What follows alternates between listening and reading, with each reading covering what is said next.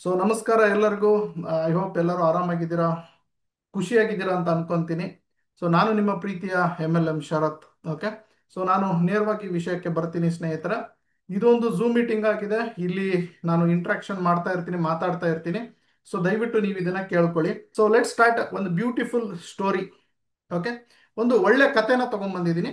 ಈ ಕತೆ ಅರ್ಥ ಆದ್ರೆ ಮುಂದೆಲ್ಲ ಅರ್ಥ ಆಗುತ್ತೆ. ಓಕೆ, ಸೊ ಕಥೆನ ನಾನು ತುಂಬಾ ಉದ್ದವಾಗಿ ಹೇಳಲ್ಲ, ಅಜ್ಜಿ ತರ ಸಣ್ಣದಾಗಿ ಹೇಳ್ಬಿಡ್ತೀನಿ. ಓಕೆ, ಅಜ್ಜಿ ಕತೆ ತರ ಬೇಡ, ಈ ರೀಲ್ಸ್ ಕತೆ ತರ ಹೇಳ್ಬಿಡ್ತೀನಿ. ಸೊ ಒಬ್ಬ ರಾಜ ಇದ್ದ. ಆ ರಾಜ ಏನ್ ಮಾಡ್ದ, ಒಂದು ಡಂಗೂರ ಸಾರಿಸಿದ. ಯಾರೆಲ್ಲ ಬರ್ತೀರಾ ನಮ್ಮ ಆಸ್ಥಾನದ ನಮ್ಮ ಬಾರ್ಡರ್ ಒಳಗಡೆ, ಅವ್ರಿಗೊಂದು ಅವಕಾಶ ಕೊಡ್ತೀನಿ ಅಂತಂದು ಹೇಳ್ದ. ದಯವಿಟ್ಟು ಅರ್ಥ ಮಾಡ್ಕೊಳ್ಳಿ. ಆ ರಾಜ ಏನ್ ಅವಕಾಶ ಕೊಟ್ಟ ಅಂತಂದು ಹೇಳಿದ್ರೆ, ಯಾರೆಲ್ಲ ನನ್ನ ಆಸ್ಥಾನದ ಒಳಗಡೆ ಬರ್ತೀರಾ, ಸೊ ನಿಮಗೆ ಒಂದು ಅವಕಾಶ ಇದೆ ಸ್ನೇಹಿತರೆ ಅಂತಂದ. ಏನು ಅಂತ ಹೇಳಿದ್ರೆ, ನಿಮಗೆ 5 ವರ್ಷ ನಾನು ರಾಜ ಮಾಡ್ತೀನಿ, 5 ಇಯರ್ಸ್ ನೀವು ರಾಜ ಮಾಡ್ತೀನಿ. ಎಲ್ಲರೂ ವಾ ವಾ ನಾ ರಾಜ ಆಗ್ತೀನಿ, ನಾನ್ ರಾಜ ಆಗ್ತೀನಿ ಅಂತ ಕೇಕೆ ಹೊಡೆದ್ರು, ಸುಮ್ಮನೆ ಫುಲ್ ಹ್ಯಾಪಿ ಆದ್ರು. ಆಮೇಲೆ ಏನಾಯ್ತು ಮಜಾ ಅಂತಂದು ಹೇಳಿದ್ರೆ, ಅವ್ನು ಇನ್ನೊಂದು ಕಂಡೀಷನ್ ಹಾಕಿದ್ದ. ಯಾರು 5 ವರ್ಷ ರಾಜ ಆಗಿರ್ತಾರೆ, ಆಮೇಲೆ ಅವರಿಗೆ ನಾನು ಈ ನದಿ ಇದೆ ಅಲ್ಲ, ನದಿ ತೀರನ ದಾಟಿ ಆ ಕಡೆ ಹೋದ್ರೆ ಅಲ್ಲೊಂದು ದೊಡ್ಡ ಕಾಡಿದೆ. ಆ ಕಾಡಲ್ಲಿ ಮೃಗಗಳನ್ನ ತಿನ್ನುವಂತ ಜನರಿದ್ದಾರೆ. ಓಕೆ, ಕಾಡು ಜನರಿದ್ದಾರೆ. ಆಮೇಲೆ ದೊಡ್ಡ ದೊಡ್ಡ ಮೃಗಗಳು ಇದಾವೆ, ಸ್ನೇಕ್ಸ್ ಇದಾವೆ.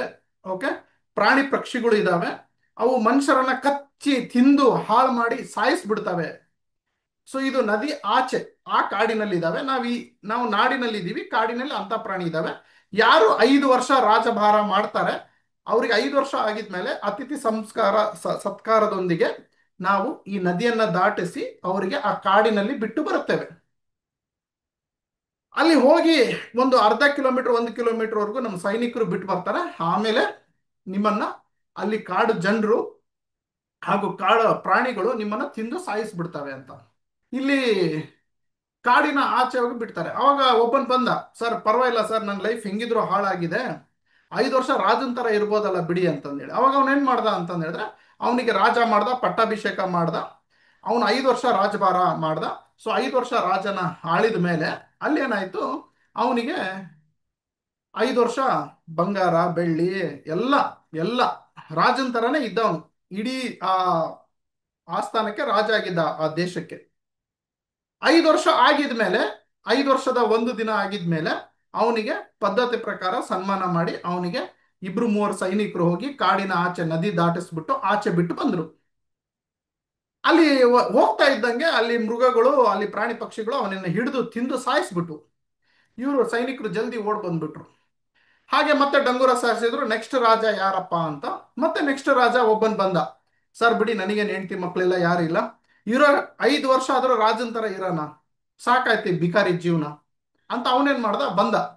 ಅವನ್ ಬಂದ್ಬಿಟ್ಟು, ಅರ್ಥ ಮಾಡ್ಕೊಳ್ಳಿ, ಸ್ಟೋರಿ ತುಂಬಾ ಟ್ವಿಸ್ಟ್ ಇದೆ, ದಯವಿಟ್ಟು ಅರ್ಥ ಮಾಡ್ಕೊಳ್ಳಿ. ಅವನ್ ಬಂದ್ಬಿಟ್ಟು ಏನ್ ಮಾಡ್ದ ಅಂತಂದ ಹೇಳಿದ್ರೆ, ಈ ಸ್ಟೋರಿನೇ ಎಲ್ಲದಕ್ಕೂ ಲಿಂಕ್ ಇರೋದು. ಇನ್ನು 40 ನಿಮಿಷ ನಿಮ್ಮನ್ನ ನನ್ನ ಜೊತೆಗೆ ಇರೋದಕ್ಕೆ ಈ ಸ್ಟೋರಿ ಕಾರಣ. ಆಮೇಲೆ ಅವನ್ ಬಂದ್ಬಿಟ್ಟು ಏನ್ ಮಾಡ್ದ, ರಾಜ ಮಾಡಿದ್ರು, ಅವನು ಆಸ್ಥಾನೆಲ್ಲ ಆಳ್ದ. 5 ವರ್ಷ ಆಯ್ತು, ಅವನಿಗೆ ಕಾಡಲ್ಲಿ ಬಿಟ್ರು, ಮೃಗಗಳು ತಿಂದು. ಮತ್ತೆ ಇನ್ನೊಬ್ಬನನ್ನ ಕರೆಸಿದ್ರು, ಅವನಿಗೆ ರಾಜ ಮಾಡಿದ್ರು, ಅವನಿಗೆ 5 ವರ್ಷ ಆಳ್ದ. ಆಮೇಲೆ ಏನ್ ಮಾಡಿದ್ರು, ಅವನಿಗೆ ಕರ್ಕೊಂಡೋಗಿ ಆಸ್ಥಾನದಲ್ಲಿ ಬಿಟ್ರು, ಕಾಡಲ್ಲಿ ಬಿಟ್ರು, ಕಾಡಲ್ಲಿ ಮೃಗಗಳು ತಿಂದು. ಸೊ ಕೊನೆಗೆ ಇನ್ನೊಬ್ಬನ್ ಬಂದ. ಸೊ ಅವನಿಗೆ ರಾಜ ಮಾಡಿದ್ರು. ಸೊ ಅವನು ರಾಜ ಆದ.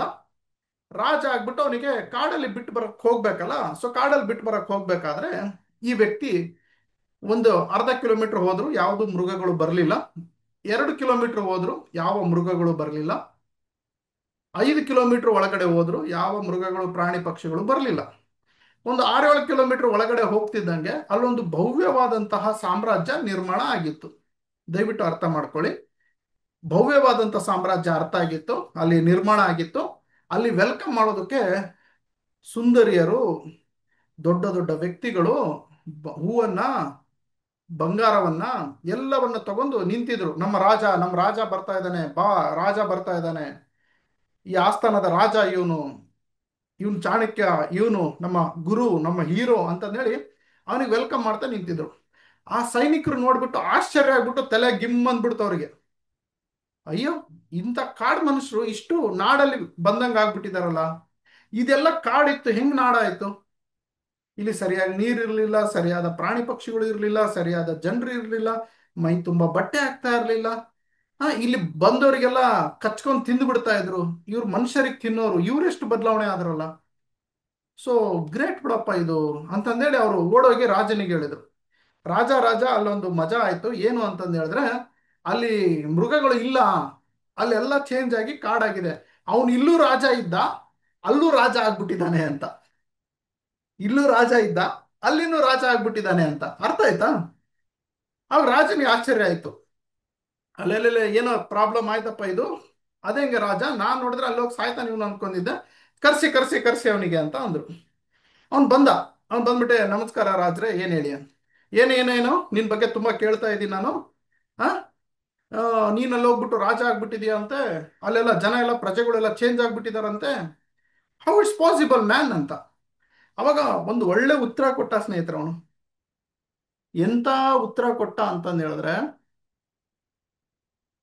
ಇಲ್ಲಿ ಇಷ್ಟೊಂದ್ ಜನ ಇರ್ಬೋದು, ಬಟ್ ಒಬ್ಬರಾದ್ರೂ ಸೀರಿಯಸ್ ಆಗಿರ್ತಾರೆ, ನನಗೆ ಗ್ಯಾರಂಟಿ ಇದೆ. ಅವರಿಗೆ ಈ ಉತ್ತರ, ಬೇರೆಯವರಿಗಲ್ಲ. ಅವನಿಗೆ, ಯಾರು ಸೀರಿಯಸ್ ಆಗಿ ಕೇಳ್ತಿದ್ದೀರಲ್ಲ ಅವರಿಗೆ ಆ ಉತ್ತರ ಯೂಸ್ ಆಗುತ್ತೆ ನಿಮಗೆ. ಈ ಈ ಉತ್ತರ ಅರ್ಥ ಆಯ್ತು ಅಂದ್ರೆ ಇನ್ನು ಯಾವ ಪ್ರಪಂಚದಲ್ಲಿ ಯಾರು ಕೂಡ ನಿಮಗೆ ತಡೆಯಲ್ಲ. ಓಕೆ. ಯಾರು ಮುಖವಾಡ ಹಾಕಿದ್ರು ಕೆಲಸ ಮಾಡ್ಲಿ, ಯಾರು ನಿಮ್ ಕಾಲಾದ್ರೂ ಎಳಿಲಿ, ಯಾರು ನಿಮ್ಮ ಮೇಲೆ ಹೊಟ್ಟಿ ಕಿಚ್ಪಡ್ಲಿ, ಯಾರು ನಿಮ್ಮ ಮೇಲೆ ಬ್ಲ್ಯಾಕ್ ಮ್ಯಾಜಿಕ್ ಮಾಡಿಸ್ಲಿ, ಯಾರಾದ್ರೂ ನಿಮ್ ಬಂದು ನೀನ್ ಬಿಸ್ನೆಸ್ ಮಾಡಬೇಡ ಅಂತ ಹೇಳಿ, ನೀವು ಕೋಟ್ಯಾಧಿಪತಿ ಆಗೇ ಆಗ್ತೀರಾ. ಅದು ಹೆಣ್ಮಗಳಾಗಿರ್ಲಿ ಗಂಡ್ ಮಗ ಆಗಿರ್ಲಿ, ಅದು ಮುದುಕ ಆಗಿರ್ಲಿ 19 ವರ್ಷದ ಹುಡುಗ ಆಗಿರ್ಲಿ. ಈ ಪಾಯಿಂಟ್ ಅರ್ಥ ಆದ್ರೆ. ಈ ಪಾಯಿಂಟ್ ಅರ್ಥ ಆಗಿಲ್ಲ ಅಂತಂದು ಹೇಳಿದ್ರೆ, ಸರ್ ನಾನು ಹೊರಗಡೆ ಹೋಗ್ತಾ ಇದ್ದೆ ಸರ್, ಅಲ್ಲೊಂದು ಇರುವೆ ಬಂದ್ಬಿಡ್ತು ಸರ್, ಮನೆಗೆ ಬಂದ್ಬಿಟ್ಟೆ ಸರ್. ಸರ್ ನಾನು ಹೊರಗಡೆ ಮಾಡ್ತಾ ಇದ್ದೆ ಸರ್, ಬಿಸ್ನೆಸ್ ನೆಗಡಿ ಆಗಿತ್ತು ಸರ್. ಸರ್ ನಾನು ಬಿಸ್ನೆಸ್ ಮಾಡ್ತಾ ಇದ್ದೆ ಸರ್, ನನ್ನ ಗಂಡ ಬೇಡ ಅಂದ ಸರ್. ಸರ್ ನಾನು ಬಿಸ್ನೆಸ್ ಮಾಡ್ತಿದ್ದೆ ಸರ್, ನನ್ನ ಅಪ್ಲೈನ್ ಸರಿ ಇರಲಿಲ್ಲ ಸರ್. ನಾನು ಬಿಸ್ನೆಸ್ ಮಾಡ್ತಿದ್ದೆ ಸರ್, ನನ್ನ ಕಂಪ್ನಿ ಸರಿ ಇರಲಿಲ್ಲ ಸರ್. ನಾನು ಬಿಸ್ನೆಸ್ ಮಾಡ್ತಿದ್ದೆ ಸರ್, ನನ್ನ ಡೌನ್ಲೈನ್ ಸರ್, ನನ್ನ ಬಿಸ್ನೆಸ್ ಪಾರ್ಟ್ನರ್ಗಳು ಸರಿ ಇರಲಿಲ್ಲ ಸರ್. ನಾನು ಏನೋ ಜೀವನದಲ್ಲಿ ಸಾಧನೆ ಮಾಡೋಣ ಅಂತ ಹೋದೆ ಸರ್, ನಮ್ಮ ಅತ್ತೆ ನಮ್ಮ ಮಾವ ಸರಿ ಇರಲಿಲ್ಲ ಸರ್. ಈ ನಾಟಕ, ಈ ಗಾಂಚಲಿಗಳು ಸ್ಟಾರ್ಟ್ ಆಗ್ತವೆ. ಯಾಕಂದ್ರೆ ಅವ್ರ ಮೇಲೆ ಹಾಕೊಳಲ್ಲ, ಅವರು ಬಹಳ ಸೇಫ್. ಅವರು ಈ ಅತ್ತೆ ಅತ್ತೆ ಮಾವ ಬಿಟ್ಟಿ ಸಿಕ್ಕಿದ್ದಾರೆ, ಅವರಿಗೆ ಗಂಡ ಹೆಂಡತಿ ಬಿಟ್ಟಿ ಸಿಕ್ಕಿದ್ದಾರೆ, ಮಕ್ಕಳು ಬಿಟ್ಟಿ ಸಿಕ್ಕಿದ್ದಾರೆ. ಯಾರು ಇಲ್ಲಾಂದ್ರೆ ನರೇಂದ್ರ ಮೋದಿಜಿ ಅವರು, ನಮ್ಮ ಪ್ರೈಮ್ ಮಿನಿಸ್ಟರ್, ಅವರು ಸರ್ಕಾರ ಬಿಟ್ಟಿ ಸಿಕ್ಕಿದೆ, ಅದಕ್ಕೆ ಬೈಯೋದು. ಇವರೊಂಥರ ಮಾನಸಿಕ ರೋಗಿಗಳು ಇವರು. ನಾನೊಬ್ಬಕ್ಕೆ ಕರೆಕ್ಟು, ನಾನೊಬ್ಬನೇ ಕರೆಕ್ಟು. ಇವ್ರು ಮಾನಸಿಕ ರೋಗಿಗಳು ಪಾಪ. ಇದಕ್ಕೆ ಸೊಲ್ಯೂಷನ್ ಇಲ್ಲ ಅವಕ್ಕೆ. ಯಾರಾದ್ರೂ ಏನಾದ್ರೂ ಹೇಳಕ್ ಬಂದ್ರೆ ಅವನಿಗೇನು ಗೊತ್ತು ನನ್ನ ಕಷ್ಟ. ನನ್ನಂತ ಹೆಂಡತಿ ಸಿಗ್ಲಿ ಗೊತ್ತಾಗ್ತಿತ್ತ ನನ್ನ ಮಗಗೆ, ನನ್ನಂತ ಗಂಡ ಸಿಗ್ಲಿ ಗೊತ್ತಾಗ್ತಿತ್ತು ಅವನಿಗೆ, ನನ್ನಂತ ಅತ್ತೆ ಮಾವ ಸಿಗ್ಲಿ ಗೊತ್ತಾಗ್ತಿತ್ತು. ಹಿಂಗೆ ಬರೀ ದಿಮಾಕದ್ ಮಾತಾಡ್ಕೊಂತ ತಿರುಗ್ತಿರ್ತಾರೆ. ಅವ್ರಿಗಲ್ಲ ಇದು, ಅವರು ಹಂಗೆ ಇರ್ತಾರೆ. ಬಟ್ ಅವ್ರಿಗೊಂದು ಚಾನ್ಸ್ ಕೊಡ್ತಾ ಇದ್ದೀನಿ. ಈ ಕಥೆಯಲ್ಲಿ ಆ ಚಾನ್ಸ್ ಇದೆ, ಟ್ವಿಸ್ಟ್ ಇದೆ. ಬರ್ತೀನಿ ನೋಡಿ ಕ್ಲೈಮ್ಯಾಕ್ಸಿಗೆ. ಅವನು ರಾಜ ಕರ್ಸಿದ್ನಲ್ಲ, ಇವನಿಗೆ ಕೇಳ್ದ, ಹೆಂಗಪ್ಪ ನೀನು ಇಲ್ಲೂ ರಾಜ ಅಲ್ಲಿನೂ ರಾಜ ಹೆಂಗೆ ಅಂತ. ಅವಾಗ ಅವನು ಒಳ್ಳೆ ಉತ್ತರ ಕೊಟ್ಟ. ಸ್ನೇಹಿತರೆ, ಪಾಯಿಂಟಿಗೆ ಬರ್ತೀನಿ ಈಗ, ನನ್ನ ಹತ್ರ ಬನ್ನಿ. ಆ ಸ್ಟೋರಿನ ನೆನೆಸ್ಕೊಳ್ಳಿ. ಆ ರಾಜನ ಎದುರಿಗೆ ಹೇಳ್ತಾ ಇದ್ದಾನೆ, ಈ ಕಡೆ ರಾಜ ಕೂತಿದ್ದಾನೆ, ಹಳೆ ರಾಜ, ಈ ಕಡೆ ಹೊಸ ಆಸ್ಥಾನದ ರಾಜ ಬಂದಿದ್ದಾನೆ, ಮಾತಾಡ್ತಾ ಇದ್ದಾರೆ ಇಬ್ರು. ಇವನು ಹೇಳ್ತಾ ಇದ್ದಾನೆ, ನೀವು ನನಗೆ ರಾಜ ಮಾಡಿದ್ರಲ್ಲ 5 ವರ್ಷ, ನೀವು ನನಗೆ ರಾಜ ಮಾಡಿದ್ರಲ್ಲ 5 ವರ್ಷ, ಈ 5 ವರ್ಷ ನಾನು ಏನ್ ಮಾಡ್ದೆ ಗೊತ್ತಾ? 10 ಗಂಟೆಲಿಂದ 5 ಗಂಟೆವರೆಗೂ ರಾಜ ಮಾಡಿದ್ರಿ. ಆಮೇಲೆ ಏನ್ ಹೇಳಿದ್ರಿ? ಮನೆಗೆ ಹೋಗ್ಬೋದು ಅಂತ ಹೇಳಿದ್ರಿ. ನಾನ್ ಮನೆಗೆ ಹೋಗ್ತಾ ಇರ್ಲಿಲ್ಲ. ನಾನು ಇಲ್ಲಿಂದ ಈಜಾಡ್ತಾ ಆ ದಡಕ್ಕೆ ಹೋಗ್ತಾ ಇದ್ದೆ. ಚಳಿ ಆಗ್ತಾ ಇತ್ತು, ಮಳೆ ಬರ್ತಾ ಇತ್ತು, ಹಾವು ಹುಳ ಉಪ್ಪಡಿ ಇದ್ವು, ಕ್ರೊಕೊಡೈಲ್ ಇದ್ವು. ಇವನ್ನೆಲ್ಲ ದಾಟಿ ಆ ದಡಕ್ಕೆ ಹೋಗಿ ಆ ದಡನ 1 ವರ್ಷ ಸ್ಟಡಿ ಮಾಡಿದೆ ನಾನು. ಆ ದಡದಲ್ಲಿ ಯಾರ್ಯಾರು ಇರ್ತಾರೆ ಅಂತ ತಿಳ್ಕೊಂಡೆ. ಆಮೇಲೆ 1 ಕಿಲೋಮೀಟರ್ 2 ಕಿಲೋಮೀಟರ್ ಒಳಗಡೆ ಹೋದೆ, ಯಾವ್ಯಾವ ಪ್ರಾಣಿಗಳು ಇದಾವೆ ಅಂತ ತಿಳ್ಕೊಂಡೆ. ಅಲ್ಲಿರೋ ಒಂದು ವ್ಯಕ್ತಿನ ಪರಿಚಯ ಮಾಡ್ಕೊಂಡೆ. ಆ ವ್ಯಕ್ತಿ ಯಾರು, ಹೇಗಿದ್ದಾನೆ ಅಂತ ಅರ್ಥ ಮಾಡ್ಕೊಂಡೆ. ಅಲ್ಲಿಯ ಸಾಮ್ರಾಜ್ಯದ ಬಗ್ಗೆ ಒಂದು ಬ್ಲೂ ಪ್ರಿಂಟ್, ನೀಲಿ ನಕ್ಷೆನ ತಗೊಂಡೆ. ಅಲ್ಲಿ ಯಾಕೆ ಜನ ಹೀಗಿದ್ದಾರೆ ತಿಳ್ಕೊಂಡೆ 2ನೇ ವರ್ಷ. 3ನೇ ವರ್ಷ ಅವ್ರಿಗೆ ಬದಲಾವಣೆ ಮಾಡೋದಕ್ಕೆ ಏನೇನೆಲ್ಲ ಬೇಕು ತಿಳ್ಕೊಂಡೆ. ಒಂದು ಗುರುವಿನ ಆಯ್ಕೆ ಮಾಡ್ಕೊಂಡೆ, ಒಂದು ವಿದ್ಯೆಯನ್ನ ಕಲಿತೆ. 4ನೇ ವರ್ಷ ಅವ್ರ ಮೇಲೆ ಇಂಪ್ಲಿಮೆಂಟ್ ಮಾಡಿದೆ. ನನಗೆ ಹೊಡೆದ್ರು, ನನಗೆ ಬೈದ್ರು, ನನಗೆ ಚೀತು ಅಂದ್ರು. ನನ್ನ ಜೀವ ತೆಗೆಯೋವರೆಗೂ ಬಂದ್ರು. ಬಟ್ ನಾನು ನನ್ನ ಹಠ ಬಿಡ್ತಾ ಹೋಗ್ಲಿಲ್ಲ, ನನ್ನ ಛಲ ಬಿಡ್ತಾ ಹೋಗ್ಲಿಲ್ಲ. ದಿನ 5 ಗಂಟೆಗೆ ನಿಮ್ಮ ಆಸ್ಥಾನದ ಕೆಲಸ ಮುಗಿದ್ರೆ ನಾನು ಸ್ವಿಮ್ಮಿಂಗ್ ಮಾಡ್ತಾ ಹೋಗ್ತಾ ಇದ್ದೆ. ನನಗೆ ನೆಗಡಿ ಆಗ್ತಾ ಇತ್ತು, ಆದ್ರೂ ಸ್ವಿಮ್ ಮಾಡ್ತಾ ಇದ್ದೆ. ನನಗೆ ಜ್ವರ ಬಂದಿತ್ತು, ಆದ್ರೂ ಸ್ವಿಮ್ ಮಾಡಿ ಆ ಕಡೆ ಹೋಗ್ತಾ ಇದ್ದೆ ನಾನು. ಯಾಕಂದ್ರೆ 5 ವರ್ಷದ ನಂತರ ನಾನು ಹೋಗ್ಲಿಲ್ಲ ಅಂದ್ರೆ ಇಡೀ ವರ್ಷ ನಂದು ಹಾಳಾಗುತ್ತೆ, ಇಡೀ ನನ್ನ ಜೀವನ ಹಾಳಾಗುತ್ತೆ. ನನಗೆ ತಿಂದು ಸಾಯಿಸ್ತಾರ ಅವರು. ಯಾಕಂದ್ರೆ ಹಳೆ 3-4 ರಾಜನ್ನ ಹಂಗ್ ಮಾಡಿದ್ರು. ನನಗೆ ಜೀವನ ಅಂದ್ರೆ ಗೊತ್ತಾಗ್ಬಿಟ್ಟಿತ್ತು, ನನಗೆ ಲೈಫ್ ಅಂದ್ರೆ ಗೊತ್ತಾಗ್ಬಿಟ್ಟಿತ್ತು. ನಾನು ಪ್ಲಾನಿಂಗ್ ಮಾಡಿದೆ. ಓಕೆ, ಕಮಾನ್ ಅಂಡರ್ಸ್ಟ್ಯಾಂಡ್, ಪ್ಲಾನಿಂಗ್ ಮಾಡ್ಕೊಂಡೆ. ನನಗೆ ಜೀವನದ ವೈ ಅನ್ನೋದು ಗೊತ್ತಾಯ್ತು. ಜೀವನದಲ್ಲಿ ಯಾಕೆ ಯಾಕೆ ಯಾಕೆ ಬದುಕಬೇಕು, ಯಾಕೆ ಅನ್ನೋದು ಗೊತ್ತಾಯ್ತು. ಹೇಗೆ, ಹೌ ಹೌ ಹೇಗೆ ಹೇಗೆ ಅನ್ನೋದು ಗೊತ್ತಾಯ್ತು ರಾಜ್ರೆ. ವಾಟ್, ಏನು ಏನು ಬೇಕು ನನ್ನ ಜೀವನ ಬದುಕೋದಕ್ಕೆ, ನಾನು ಬದುಕೋದಕ್ಕೆ, ನನ್ನ ಲೈಫ್ ಬದುಕೋದಕ್ಕೆ, ನಾನು ರಾಜ ಆಗೋದಕ್ಕೆ ಏನ್ ಬೇಕು ಅರ್ಥ ಮಾಡ್ಕೊಳ್ಳಿ. ಏನ್ ಬೇಕು, ಹೇಗ್ ಬೇಕು, ಹೌ, ಯಾಕೆ ಬೇಕು, ಏನ್ ಬೇಕು, ಯಾಕೆ ಬೇಕು, ಹೇಗೆ, ಹೌ, ಯಾವ ರೀತಿಯಲ್ಲಿ ಬೇಕು, ಇದನ್ನ ನಾನು ಅರ್ಥ ಮಾಡ್ಕೊಂಡೆ. Why, what, how. ನನ್ನ ಜೀವನದ, ನನ್ನ ಕರಿಯರ್, ನನ್ನ ವೃತ್ತಿಯ ವೈ ವಾಟ್ ಹೌ ಅನ್ನ ಅರ್ಥ ಮಾಡ್ಕೊಂಡೆ ರಾಜ. ಈ ವೈ ವಾಟ್ ಹೌ ಅರ್ಥ ಮಾಡ್ಕೊಂಡ್ಮೇಲೆ ನನಗೆ ಯಾವ ಮಳೆನೂ ನಿಲ್ಲಿಸ್ಲಿಲ್ಲ, ಯಾವ ಹಾವು ಹುಳ ಹುಪ್ಪಡಿ ನಿಲ್ಲಿಸ್ಲಿಲ್ಲ, ಯಾವ ಭಯನೂ ನನಗೆ ನಿಲ್ಲಿಸ್ಲಿಲ್ಲ. ನನಗೆ ಎಲ್ಲ ಅಡ್ಡ ಅಡಚಣೆಗಳು ಬಂದ್ವು. ನನ್ನ ಮಗುಗೆ ಆರಾಮಿರ್ಲಿಲ್ಲ, ನನ್ನ ಹೆಂಡತಿಗೆ ಆರಾಮಿರ್ಲಿಲ್ಲ, ನನಗೆ ಹಣ ಇರ್ತಾ ಇರ್ಲಿಲ್ಲ. ಒಂದೊಂದು ಸಂದರ್ಭದಲ್ಲಿ ನಾನು ಎಲ್ಲರ ಕಣ್ ತಪ್ಪಿಸಿ ನಾನು ಹೋಗ್ಬೇಕಾಗಿತ್ತು. ಯಾಕಂದ್ರೆ ಇಲ್ಲಿ ರಾಜ ಆಗಿದ್ದೆ. ಎಲ್ಲ ಜನ ನನಗೆ ಎಲ್ಲಿ ಹೋಗ್ತೆ ಏನು ಹೋಗ್ತೆ ಅಂತ ಕೇಳ್ತಾ ಇದ್ರು, ಯಾರಿಗೂ ಉತ್ತರ ಕೊಡಕ್ ಹೋಗ್ಲಿಲ್ಲ. ನನ್ನ ಕೆಲಸ ನಾನು ಮಾಡ್ತಾ ಹೋದೆ ರಾಜ. ಆ 5ನೇ ವರ್ಷಕ್ಕೆ ಅವರಿಗೆ ಕಾಂಪ್ರಮೈಸ್ ಮಾಡಿಸಿದೆ, ಅರ್ಥ ಮಾಡಿಸಿದೆ, ಅವರಿಗೊಂದು ಸುಂದರವಾದ ಜೀವನ ಹೆಂಗಿರುತ್ತೆ ಅಂತ ತೋರಿಸಿದೆ ರಾಜ.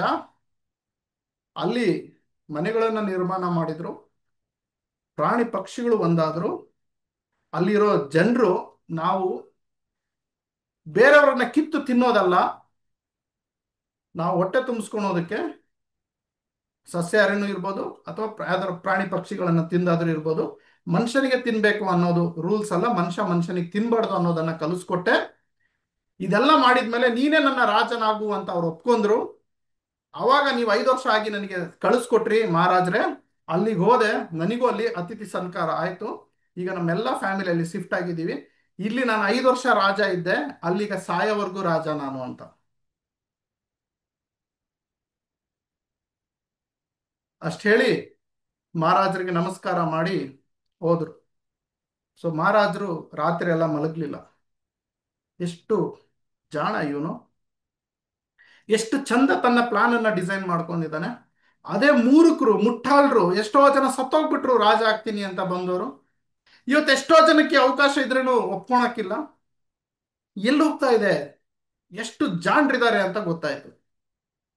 ಸೊ ಈ ಈ ಕತೆನ ನಾನು ನಿಮ್ಮ ಜೀವನಕ್ಕೆ ಹೋಲಿಸ್ತೀನಿ ಸ್ನೇಹಿತರೆ. ಈ ಕತೆನ ನಿಮ್ಮ ಬಿಸ್ನೆಸ್, ನೆಟ್ವರ್ಕ್ ಮಾರ್ಕೆಟಿಂಗ್ ಬಿಸ್ನೆಸ್ ಅಥವಾ ಸೀರೆ ಬಿಸ್ನೆಸ್ ಅಥವಾ LIC ಬಿಸ್ನೆಸ್ ಅಥವಾ ನೀವು ಫಿಲಿಂ ಇಂಡಸ್ಟ್ರಿಯಲ್ಲಿ ಟಾಪ್ ಆಗಬೇಕು, ಡೈರೆಕ್ಟರ್ ಹೀರೋ ಆಗಬೇಕು, ಅಥವಾ IAS ಅಧಿಕಾರಿ ಆಗಬೇಕು, ಅಥವಾ ಸ್ಟೂಡೆಂಟ್ ಆಗಿ ನಂಬರ್ 1 ಬರಬೇಕು, ಅದಕ್ಕೆ ಹೋಲಿಸ್ತೀನಿ. ಇವತ್ತು ನೀವೊಂದು ಜೀವನವನ್ನ ಶುರು ಮಾಡಿದ್ದೀರಾ. ಈ ಜೀವನದ ವೈ ವಾಟ್ ಹೌ ಗೊತ್ತಾ ನಿಮಗೆ? ಯಾಕೆ, ನಾನು ಯಾಕೆ ಹುಟ್ಟಿದ್ದೀನಿ ಗೊತ್ತಿಲ್ಲ. ನಾನು ಯಾಕೆ ಇವ್ರ ಹೊಟ್ಟೆಲ್ಲೇ ಹುಟ್ಟಿದ್ದೀನಿ ಗೊತ್ತಿಲ್ಲ.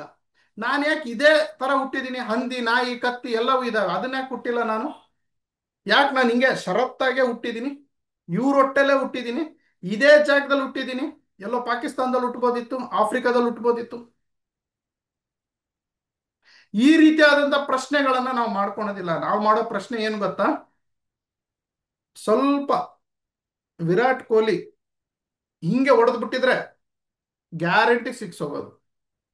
ಈ ನನ್ನ ಮಗ ಯಾರು ಇರ್ತಾನಂದ್ರೆ, ಇವನಿಗೆ ನೆಟ್ಟಿಗೆ ಜೀವನ ಅಂದ್ರೆ ಗೊತ್ತಿರಲ್ಲ, ಇವನು ವಿರಾಟ್ ಕೊಹ್ಲಿಗೆ ಅಡ್ವೈಸ್ ಮಾಡ್ತಿರ್ತಾನೆ. ಇದು ಇದು ಗೊತ್ತು ನಮಗೆ. ಸ್ವಲ್ಪ ನನ್ನ ಹೆಂಡತಿ ಏನಾದ್ರೂ ಸ್ವಲ್ಪ ಅರ್ಥ ಮಾಡ್ಕೊಂಡ್ಬಿಟ್ಟಿದ್ರೆ ನಾನು ಏನು ಅಂತ ತೋರಿಸ್ತಿದ್ದೆ. ನನ್ನ ಸಮಾಜ ನನಗೆ ಅರ್ಥ ಮಾಡ್ಕೊಂಡ್ಬಿಟ್ಟಿದ್ರೆ, ನನ್ನ ಜನ ನನಗೆ ಅರ್ಥ ಮಾಡ್ಕೊಂಡ್ಬಿಟ್ಟಿದ್ರೆ, ನಮ್ಮ ಊರವ್ರು ನನಗೆ ಅರ್ಥ ಮಾಡ್ಕೊಂಡ್ಬಿಟ್ಟಿದ್ರೆ, ನನ್ನ ಫ್ಯಾಮಿಲಿ ನನಗೆ ಅರ್ಥ ಮಾಡ್ಕೊಂಡ್ಬಿಟ್ಟಿದ್ರೆ, ಯಾವನು ಅರ್ಥ ಮಾಡ್ಕೊಳಲ್ಲ ಮೈ ಡಿಯರ್ ಫ್ರೆಂಡ್. ಯಾವನು ಅರ್ಥ ಮಾಡ್ಕೊಳಲ್ಲ. ನೀವು ಹೆತ್ತ ಮಕ್ಕಳು ನಿಮ್ಗೆ ಅರ್ಥ ಮಾಡ್ಕೊಳಲ್ಲ, ನಿಮ್ಮ ಹೆತ್ತ ಅಪ್ಪ ಅಮ್ಮನೂ ನಿಮ್ಗೆ ಅರ್ಥ ಮಾಡ್ಕೊಳಲ್ಲ, ನೀವು ಕಟ್ಕೊಂಡು ಹೆಂಡತಿ ಗಂಡನೂ ಅರ್ಥ ಮಾಡ್ಕೊಳೋದಿಲ್ಲ. ನಿಮ್ಗೆ ಅರ್ಥ ಮಾಡ್ಕೋಬೇಕಾಗಿರೋದು ಮೊದಲು ನೀವು, ನಿಮ್ಮನ್ನ ನೀವು ಅರ್ಥ ಮಾಡ್ಕೋಬೇಕು. ಹುಯಾಮಾಯಿ, ನಾನು ಯಾರು, ನಾನು ಎಲ್ಲಿದ್ದೀನಿ, ಯಾಕೆ ಇಲ್ಲಿದ್ದೀನಿ, ನಂದು ಏನು ಮುಂದ್ಲದ ಗೋಲ್ ಏನು ಗೊತ್ತಿಲ್ಲ.